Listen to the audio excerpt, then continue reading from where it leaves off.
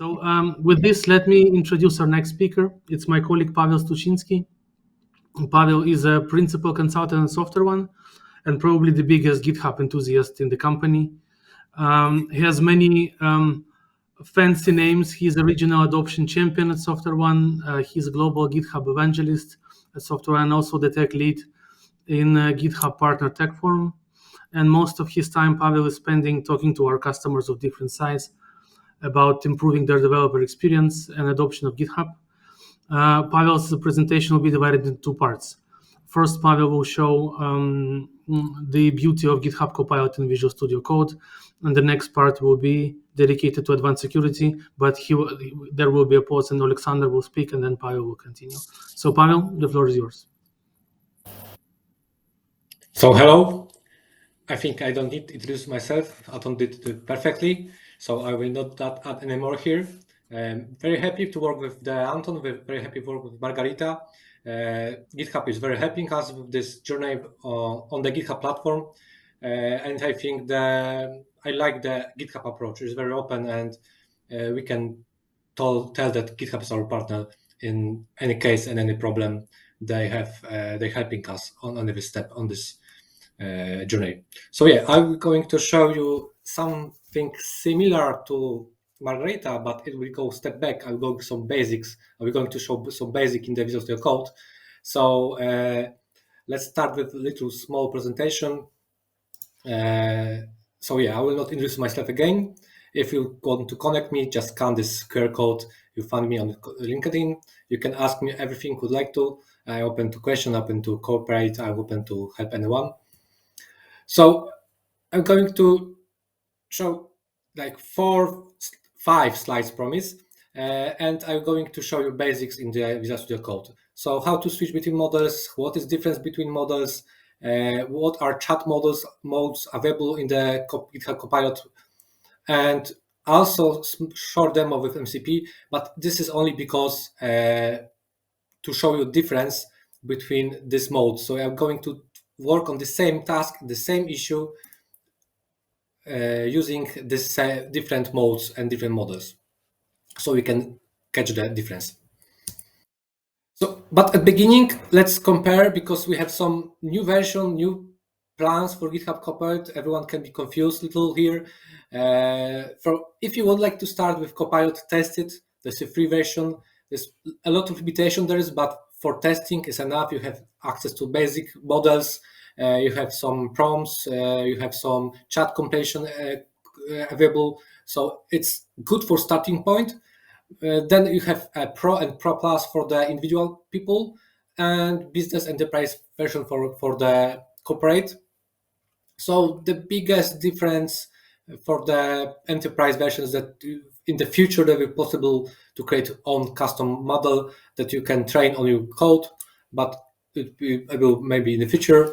Currently, we have most popular version for our client here is a business version.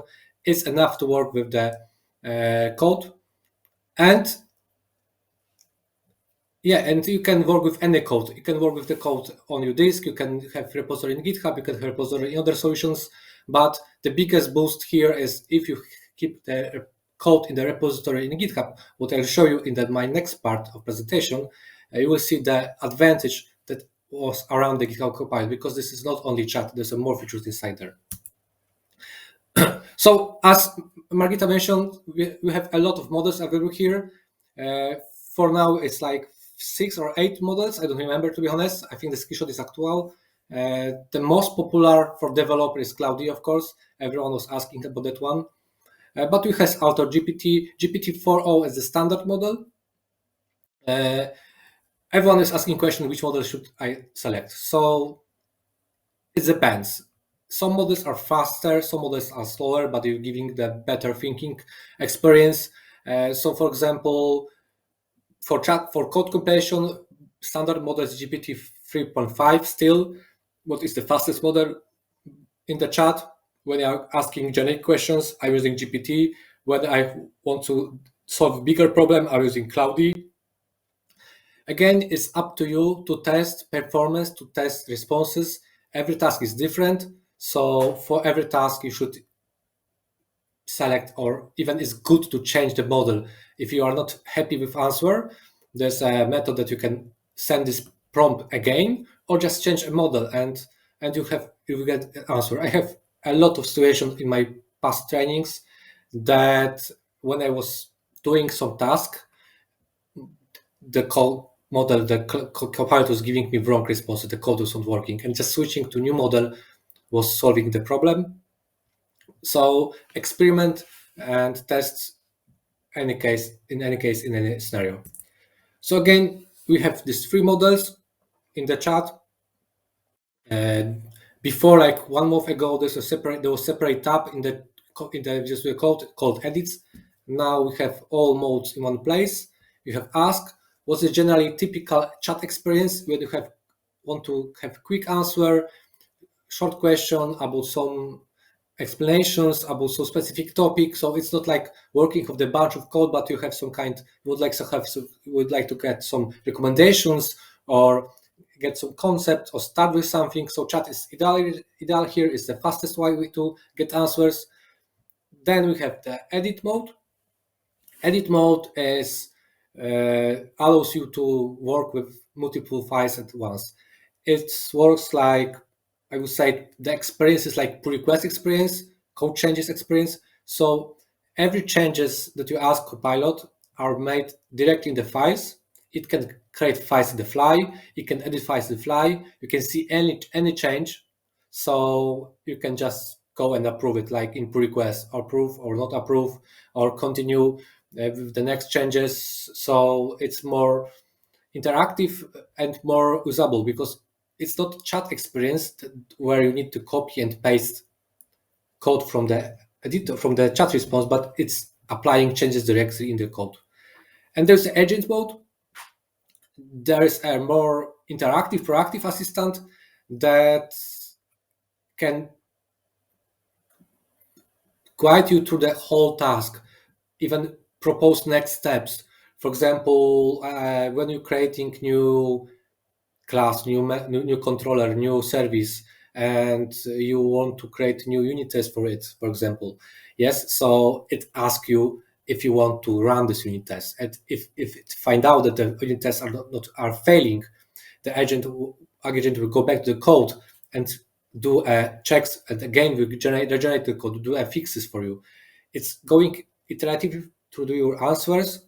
So it's checking if the code was generated is correctly generated. So say it's proactive. It's like vibe coding. You just click selecting approve or disapprove, and you have bunch of code created and ready to use. And what is important here, the context, because the beginning of Copilot, it was only one file context. It could understand only the current place you are running the code. Now GitHub is providing you a more sophisticated ways to provide a prompt. So we can fetch web page. You can use image. Nice example of using images that you can have a database diagram and use this image to create SQL, what works perfectly. I tested it a few times. You can add a folder. You can even attach Git changes. So you can attach Git history. You can attach a terminal output. So when you're debugging something, you need to fix a bug, you can just say, "Hey, Copilot, look at the terminal and help me fixing this bug that I found during the compilation." Yeah. So extending way to attach a more context, like multiple files, folders, whole code base, it's giving the better answers. So it's very important to know in which context you're working, and be aware of that one, that sometimes when you're in wrong context, Copilot can give a wrong answer. So context is very important here. And yeah, as Margarita said, the model context protocol, I would just say a few words here. It's like in the documentation state, it's like USB port for the computer. So you can connect to Copilot everything, not everything, but almost everything you would like to. It's not only for GitHub access, but you can write any connection. You can get data from any third-party solution that you like to. You can connect to database and get data from run a SQL query. You can connect to any API endpoint. You can get even access to local files on your machine. So yeah, it's very useful, I think, and it's on one side is just a bunch of the code that you can writing a program that have access to some data, so any connectors are available there. You can connect to everything. Other side is just stable protocol standard that Copilot can find out which endpoint should use and which data you should provide to this endpoint and generate the request. So let's switch to the demo. I'm going to now show you a demo. So I have my Visual Studio installed here. And so let's start. So I'm using Visual Studio Code Insiders. If you'd like to test new features of Visual Studio Code and Copilot, you can install Visual Studio Code Insiders. It's daily build, night build, so you have access to newest features. And also I'm using the GitHub Copilot extension in pre-release version. So yeah, it's a pre-release version. So this is what I'm using for testing new features. So let's start from the simple task. So let's test the chat features. So I will have some bunch of code here. Is my demo repository with the code, and I would like to create a new controller. So I have entities here, and there's some kind of code with the description bike. And what I need to create a new controller. Yes. So I will use this kind of prompt. Be aware that I'm in the correct context, so I see that Copilot can see my file, and I will switch to the GPT-4o just to give you preview how it looks like. What is the difference between these two models? So let's ask Copilot. So let workspace, new API, create new API controller for this. And I will just use the special command. So I'm going to use hash file. I want to make sure that Copilot will use this file. So workspace, create new API controller for bikes. Why I'm using the workspace? Because I want to make sure that Copilot will scan my whole workspace, will see what is the structure of my project, and will generate the file, will propose me the correct place where this file should be saved. So let's ask.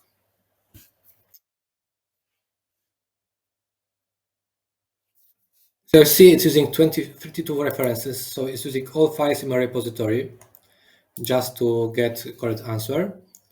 And you see that it's generating me a bunch of code. I've just changed size of the screen so you can see it. So it created a controller in the chat. It's have some dummy data and it's have some kind of methods that are needed on beginning. So it is a get, it's a post, and this is put method and delete method. So basic for the controller. Yes, I will just copy that one to my notepad, and I will run the same command with the different models. So we just start new context. It's very important when you're working with Copilot. And we're starting working on new context, on new topic, on new stuff, on new bug, to create new chat, to start new context, because sometimes it can give you a wrong answer because in the history of the chat there's a not related topic, and it will connect these two topics. So I'm starting new chat to make sure that it forget about the last response. I will switch model to Cloudy Sonnet 3.7, the newest one. The response will be a little longer, but let's check.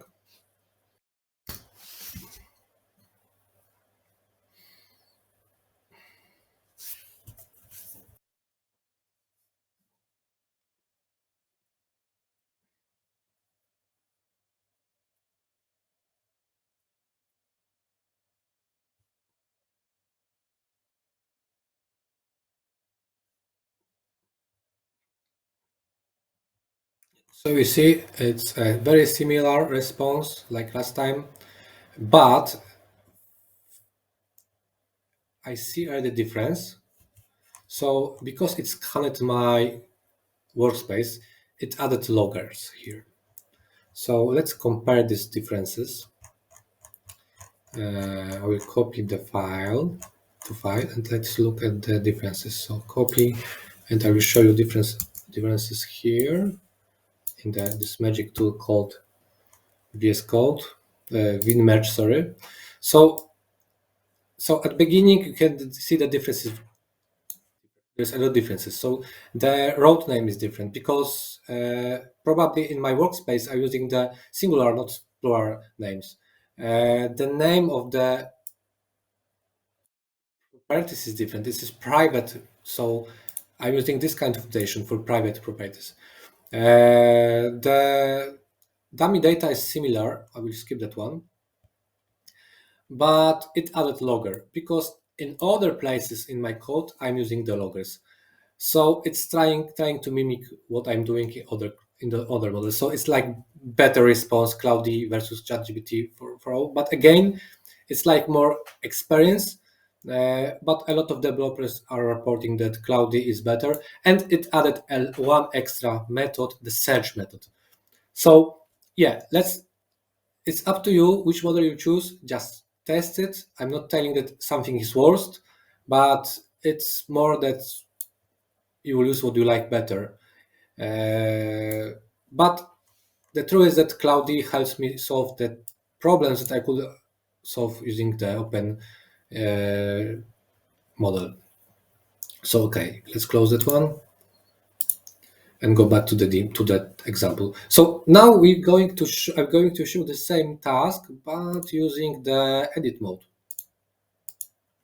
So now I'm in edit mode, so I can edit multiple files at once and etc. And it can generate files for me in the fly. So let's use this similar prompt. So new generate new API for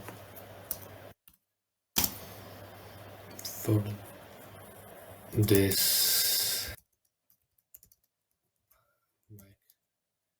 CS bike CS class. I will switch to Cloudy 3.5. It's a little faster.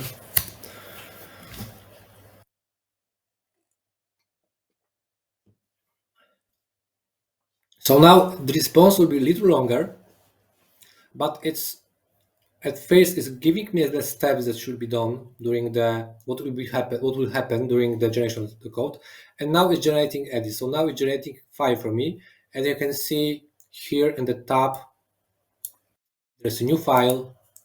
I will just new file, and Copilot is generating me a new file in the fly. So the file is ready.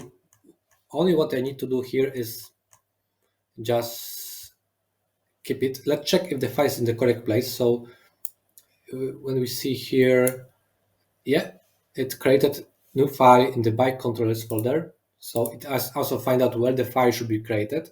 So what I need to do, I just need to skip this. So I'm going to keep the file. Yeah, keep the file. And I'm not finishing my session because I'm still working on this file. So next step will be, for example, so it was creating full file. So you didn't notice how this is different from the regular editor. But now I'm going to do some changes my file. So I need to do, for example, multi-edit. So I need to add in each method something. Let's say I see that Cloudy 3.5 didn't generate me loggers. So let's ask it, please add loggers to each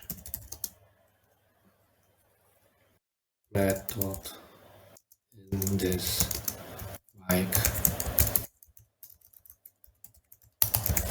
Yep. So now you should see how it's behaving.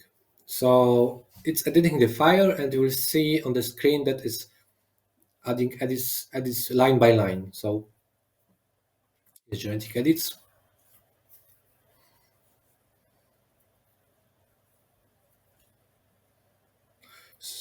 So it's working, that one. And you see that it's very fast. The initial step is slow, but then it's very fast. So you can see this rewriting my file. And now we can see the similar experience like with pull requests or file comparison. So you can see changes. You can see the 16 changes in the file. So you can go file by file and just approve changes, change by change, and approve the changes.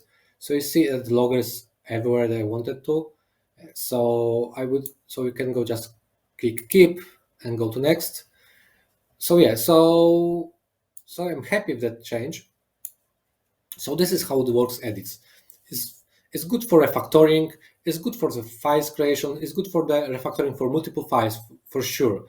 It's good for bug fixing, so it can find relation between files if big fixing of bug. Because in the chat, when you ask about editing, do changes in multiple files will be confusing because you need to copy and paste to each file, find the correct place.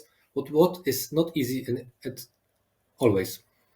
So I will finish my session. I will revert my changes. So I'm going to remove my file because I'm going to do the same similar method. Okay, it's removed here. One more simple thing I can show you here is the feature called next edits. Let's see if I have another one. Settings. It's called NES. Next. Net is called this feature called next edit suggestions, and it's very nice feature because it can propose changes in the file after some changes when you're doing a direct edit. So let's go to the can be backshot control. Yeah, this is file, and there's a method called calculate prime. Yeah, this is this method.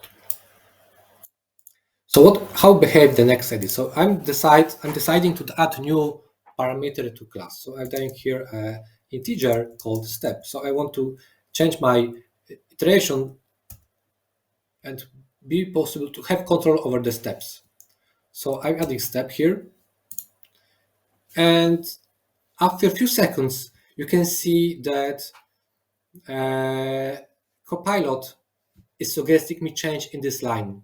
So next edit works like this, that you have line marker with the number and the idea what should be changes after adding this last change. So I just need to click here and it's adding me changes in the fly. So it's very good for refactoring also when you add new parameter to whole class, for example, or you adding methods. It's quickly suggesting you next changes. Very small, but very nice feature, I think. Okay, so what about our previous task with the adding new controller? Let's do the same with the controller, but with the MCP, Model Context Protocol.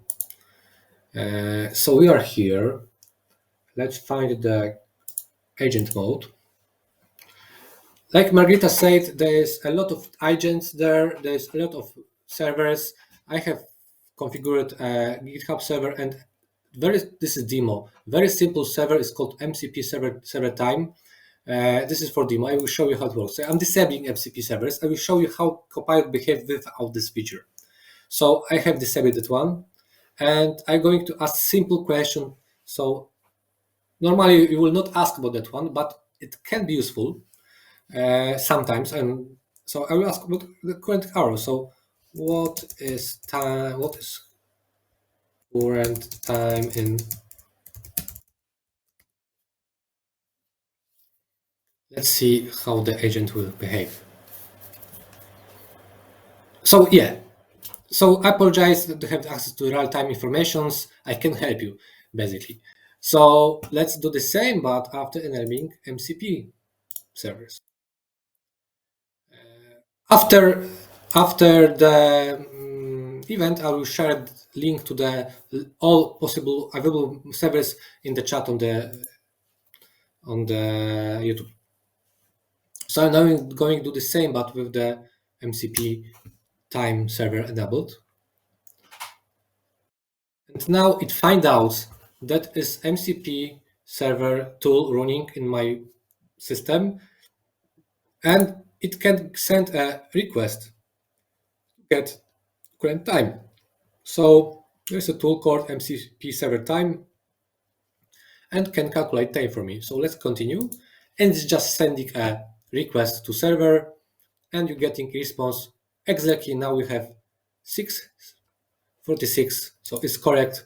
So yeah, so this is how the simplest example how the MCP service works. So yeah, so let's do something more difficult. So I would like to do the same like before. So create a new controller and unit test for it. I would just create a. I have ready the prompt. So I have this kind of prompt. So it's a create repository issue with that. So I will start with creating. So I'm just creating repository issues. I'm going to create a task in my repository. So my task have. Let's notice there's a few items only here. So I create new IP controller for backslash entity, and there's create unit. There's a typo. Create unit test for this controller. I will switch to Cloudy 3.7 for that one, or stay with 3.5. It's okay.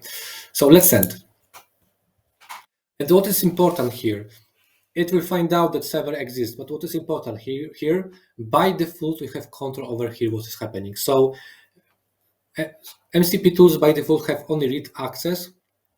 You can control this, for example, by the token for GitHub, but what is important here, you can control this over here. So we can, when the MCP tool is asking to send the request, there is a button to continue, but you can allow only the session, allow all in the workspace, always allow. So you can have control over when the request should be sent or not. So I just click continue, and I have issue. I will have issue in a few seconds. There, notice that I use very simple prompt. Yeah. So let's see the issue. It's created, and the number is the. Where's the number of issue? I didn't see it. Okay, let's go to the repository. I have this repository here. It should be here. Yeah, we have new issue in the repository. Open it just now, and you can see very nice feature. So it added labels, and as you see, the issue is quite in good quality. So you can see that the quality of the task, the ideas for it is everything is described it very well. So looks like valid issue for me, like valid. You can just edit it and add more task, but yeah, it looks like very nice. It looks promising. So I will just copy link to this issue and go back to the editor, and I will start a new session just to make sure that Copilot don't remember that I was asking about to create this task. And now I show you how we can use URL, how as a context can be a web page. So in this case, it will be issue in GitHub. So I'm going to use the prompt. Let's implement this issue. Let's see now what will happen.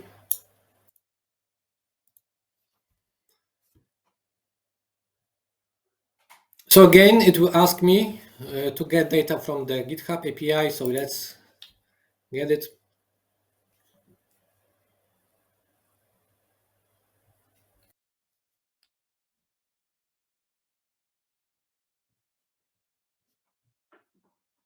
So it's doing research about my current project. So it's searching my code base.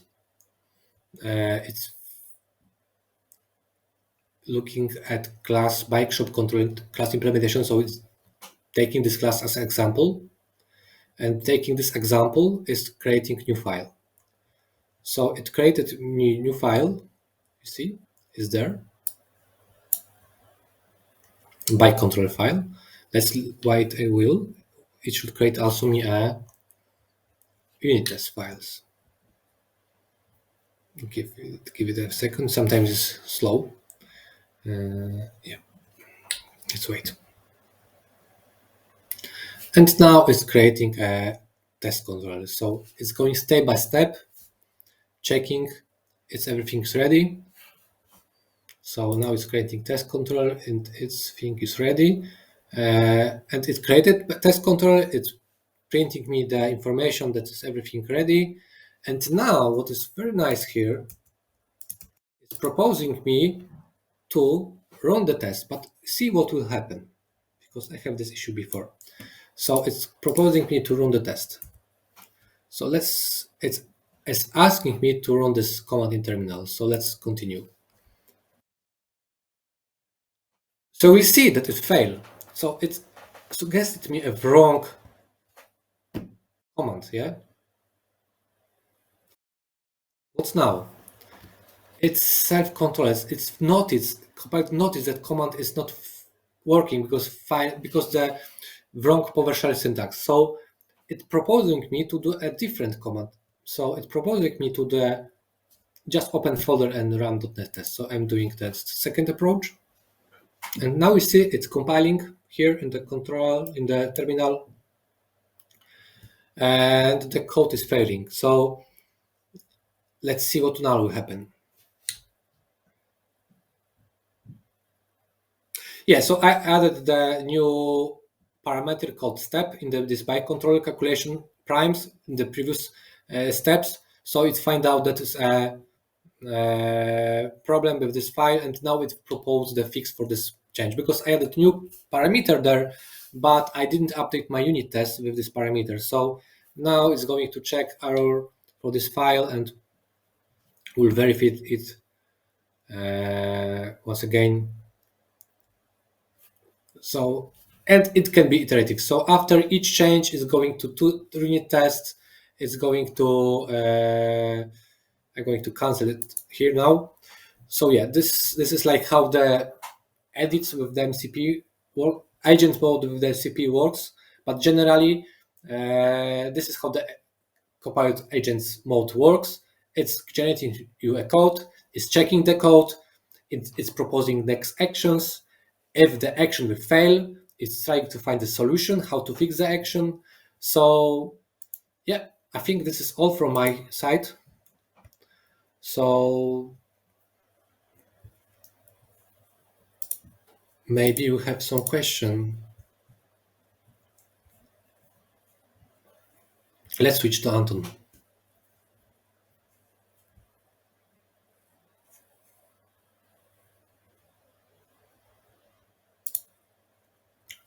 Why I can hear.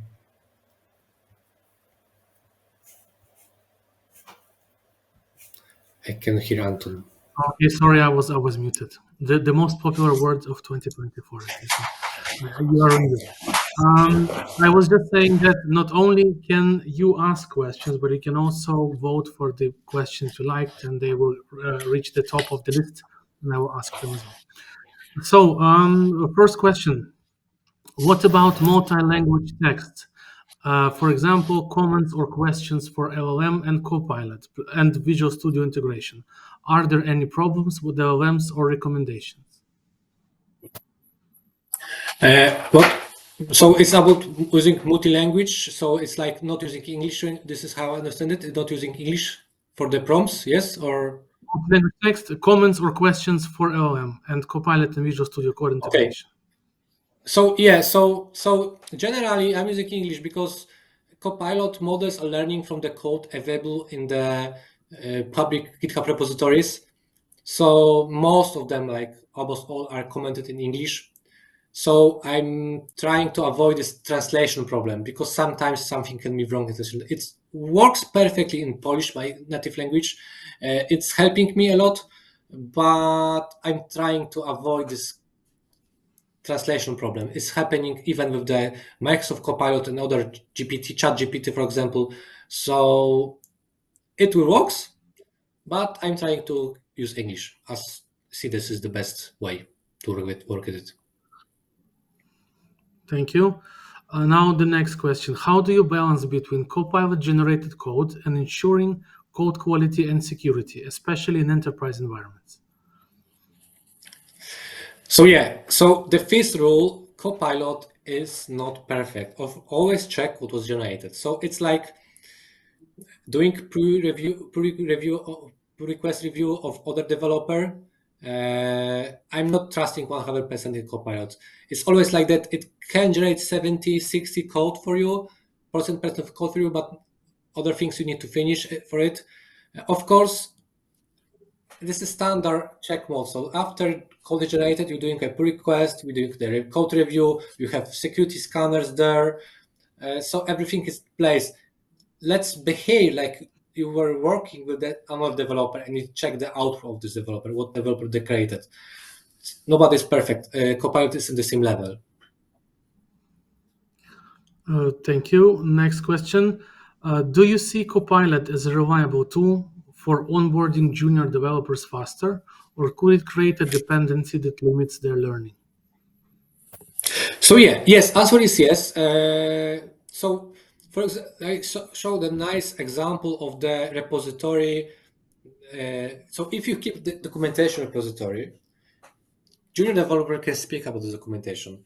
Even more, junior developer can ask about what is the project. For as example, we can call add workspace command and ask what is inside this project, how this project works, how to run this project, how to run unit tests. So any basic questions that junior developer can ask, senior developer can ask Copilot, and Copilot will do this.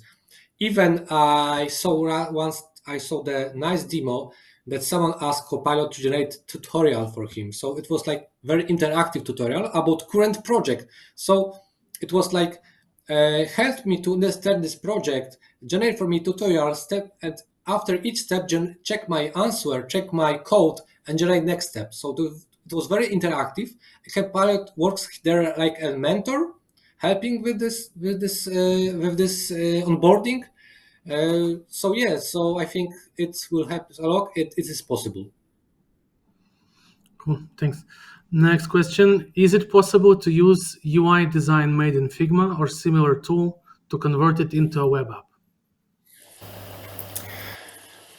It's big task, to be honest. Like I was testing only with some kind of SQL diagrams, not with the UI application. But there is a coming new feature called GitHub Spark. Probably some of you already saw the demo. GitHub Spark allows to create application like using only description, just typing with Copilot.